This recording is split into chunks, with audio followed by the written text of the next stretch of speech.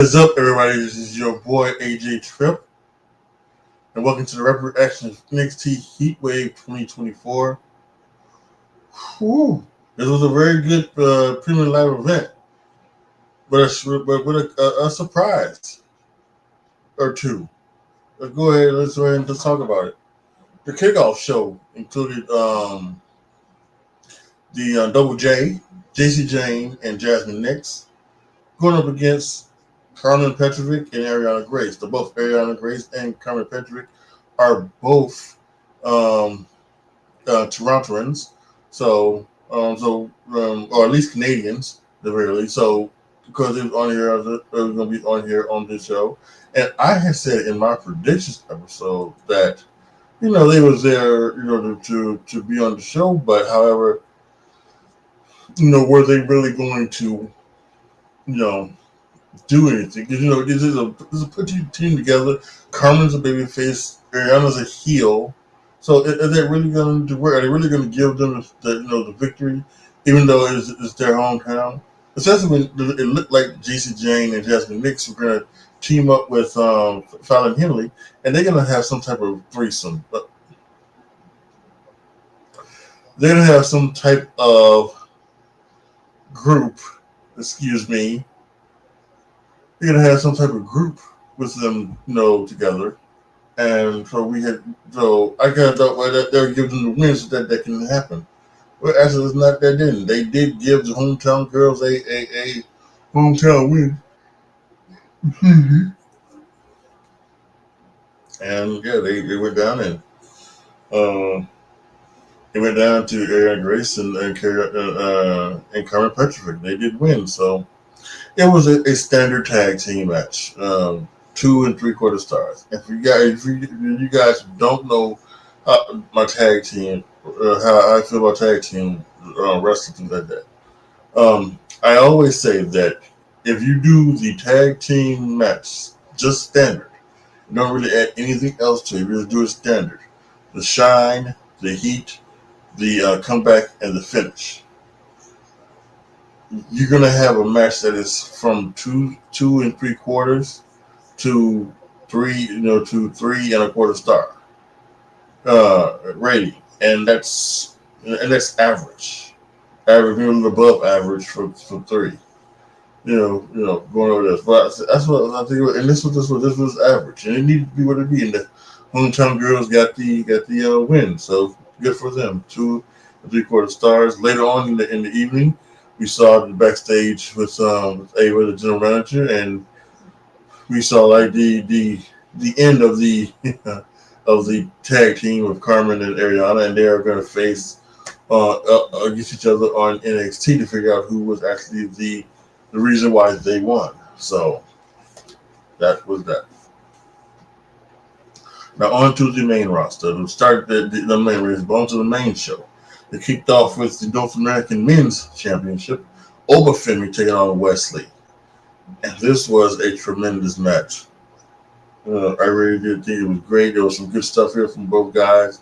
Both guys worked in their ass off, did some great things, told a great story about how Wesley was doing everything he could to fight back. Obafemi was just too much.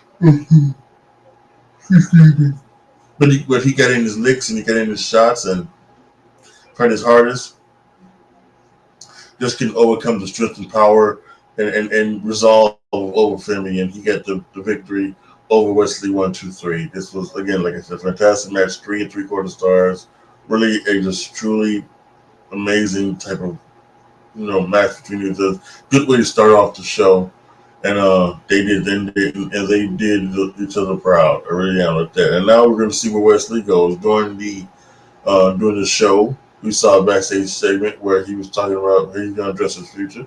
I think with Ricochet leaving, Wesley can easily slide into that Ricochet slot, and I think it works out because he's younger than Ricochet. Ricochet is like 30. What did it say? He was 33, 34, something like that. 35. So yeah, he's going to go to AEW, where it seems to be like he is. Mm-hmm. But he'll go to AEW and then he'll be there for like 3 to 5 years, and by the time he would, if he would want to come back to WWE, he would be in his 40s and he wouldn't be able to do the things that he could do to make that would make him the highlight of the night that Michael Cole has to call him. So I think it's time. I think Wesley should get the call up, and they should immediately like. I think what's happening on Tuesday is that Adam Pearce should come out doing Wesley's thing and offer him a contract to come in there Raw, and then he can feel the Ricochet role there. So yeah, great start. Love it. Next was the women's. Next was the women's North American match between Kalani Jordan and Sol Ruka. And they started this off almost kind of like the way, speaking of Ricochet, the way, that clip that's been circling the internet for years of Ricochet and Will Ospreay, where they're doing all of the flips and dips and things like that. If you remember that, that's how this match kind of started. So some people are gonna like it, some people are not gonna like it. I'm kind of in the middle. I don't hate it, but I don't enjoy it either. So, but it's really just showing off the athleticism of these two women, and they did some great stuff here. They put on a fantastic exhibition of skills that each one has, and I think it's awesome. I think they were also smart to not have Sol Ruka, try the Soul Snatcher, to have it be blocked, because if I think that's a move that has to be protected, and that's a move that should be only reserved for the major things for it to be kicked out of. And so there was one kind of attempt. Kalani was in the corner and she was going to go into the corner and do it, but Kalani saw it coming and caught the ankle and threw her down onto her backside. So I think that was a smart move here. And we got some stuff here. Again, these are women. These are very green. So there was a couple slip-ups here and there with what they were doing. Sol Ruka had a tremendous 450 clothesline. I don't know. I mean, these are people who are just like, they're so athletic and talented that they're taking a real move like a clothesline and adding a springboard 450 to it. And it's just incredible. Now, some people were like, well, what I just need to do is springboard 450. Well, why did Hulk Hogan need to, body slam, hit the big boot before a leg drop or something like that? It's just the way the wrestling has been. Not one I will say that sometimes you can go look too deep and too far into it. And sometimes you can. You wonder, well, why do you need to go do all of the trimmings to get to hit the what's the saying? Why do you have all that sizzle just for the steak, right? That's the thing. But sometimes you need some sizzle for the steak, and that 450 clothesline was amazing. Kalani was great too. She had some couple things on there. Hit not only a poison runner on the ground, but on the ring, but then hit a poison runner from the second rope. And I would like to see Sol Ruka, be more facial when you're going over like that. You should have an oh shit face, like oh shit, going over. So you should have that type of face. When Kalani hit the second rope, poison runner, she then went over and did the split-legged moonsault for the 1, 2, 3. Kalani won. Absolutely great match. I give it 4 and a quarter star. It was really good, and those two girls went out there. They did their work. They did their best, and it was a good job.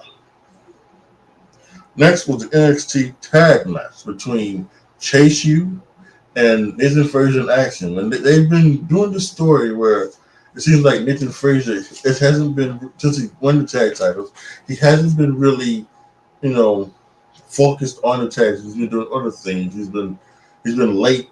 He was late today for NXT apparently, and he's been going after the NXT Heritage Cup, and that's led Action to be kind of wondering about his partner. But they went out today and they had a tremendous match with Chase U. Andrew Chase and Duke Hudson. Some really fantastic stuff here.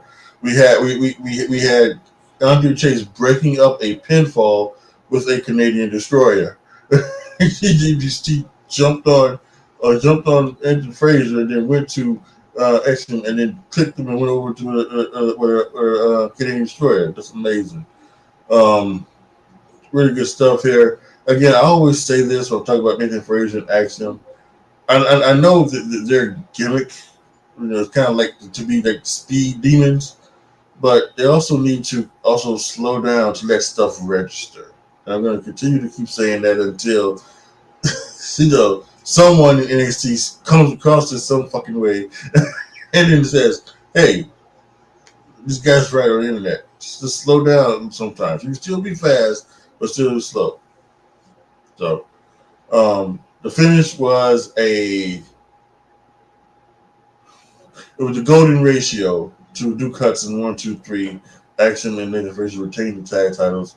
A tremendous match, really good. I almost gave this to Monty, the full boat, 5 stars, but I decided to go with 4 3/4 stars because I thought the one thing that did lead for this match was that the story. There kind of wasn't a story here in this match.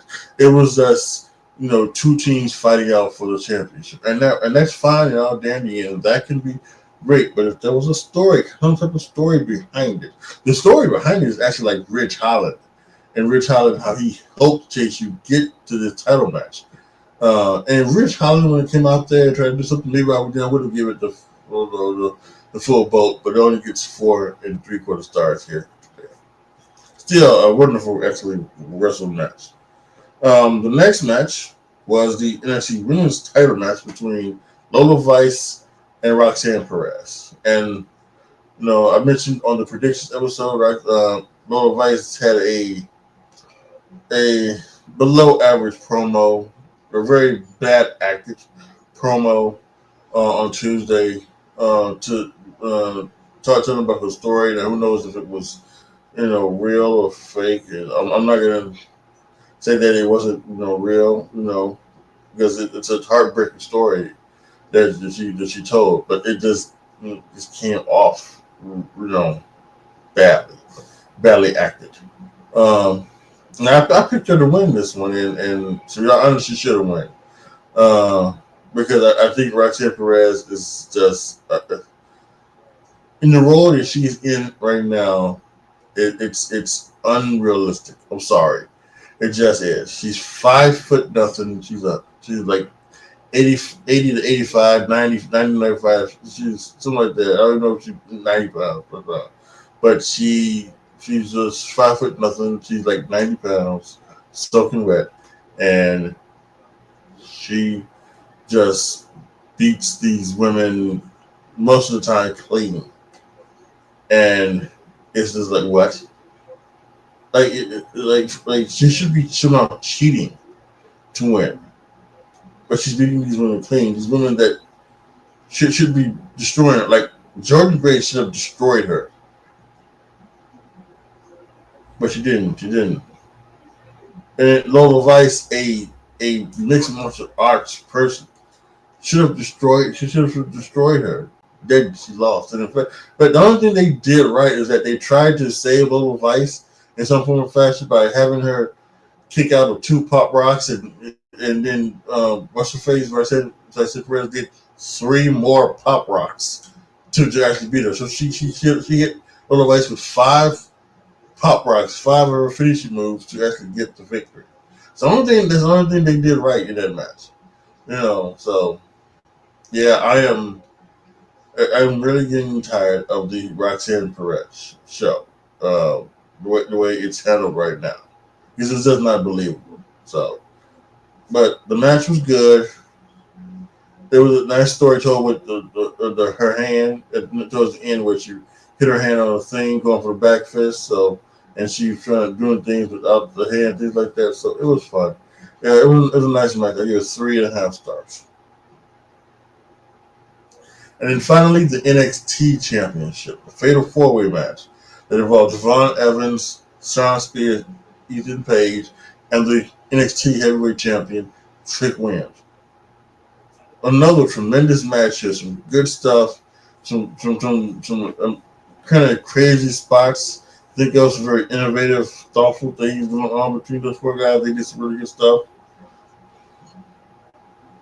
They limited the furniture to just a brief second with Sean Spears, the chairman, hit several, hit the chairs on all three of the other guys, and so yeah, that was pretty good. And then we had a fantastic, you know, sequence to where, Javon Evans jumped over the corner of the ring and to go after Sean and Trick Williams who was fighting on the outside and going, but he just hit Trick Williams and broke the barricade.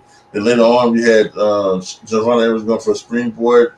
Trick Williams pushed him off, and he landed on the side of the table to break it. Really good stuff here.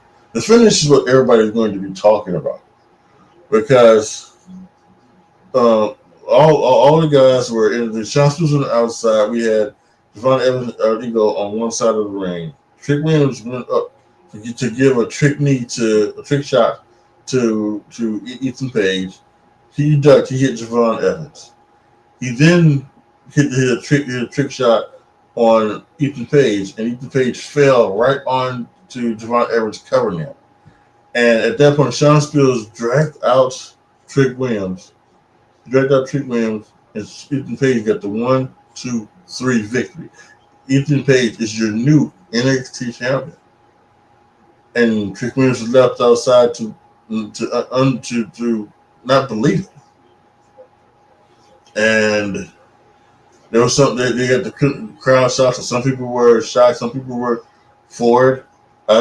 Quickly before I came on here, looked on Twitter. Some people were they weren't mad at it. They were talking about just how great the match was. The match was good. I gave it 4 3/4 stars. Again, just a quarter of a star away from going to full boat. I think it didn't go the full boat for this one because I would have liked to have seen maybe some more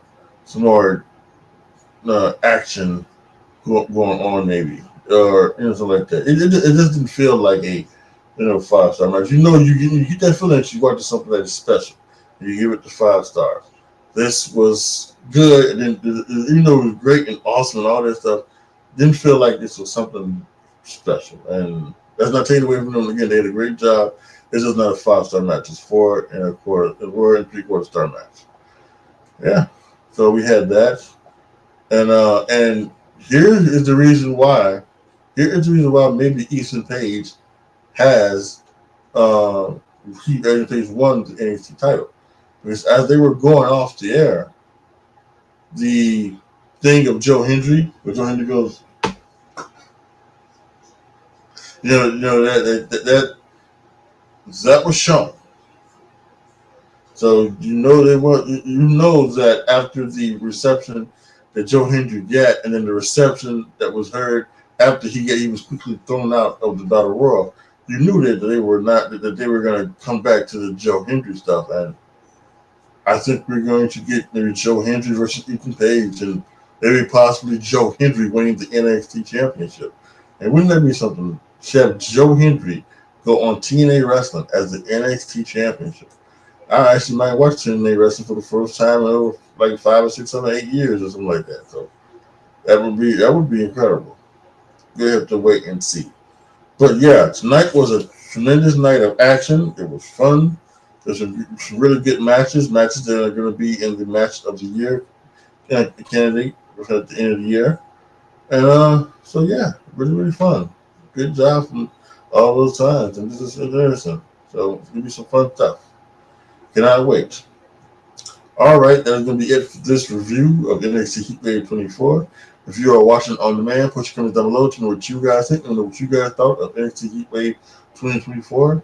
Let me know what you guys thought of the new NXT champion and everything that went down tonight. And if you have not watched my review of Money in the Bank 2024, that is also on demand. You can go and find that and watch that on as well. Alright guys, like the video, share the video, subscribe to the channel. And as always, thank you guys so much for watching. This is your boy AJTRIP signing off. As always, be good to each other, y'all. Be careful out there. And I am out.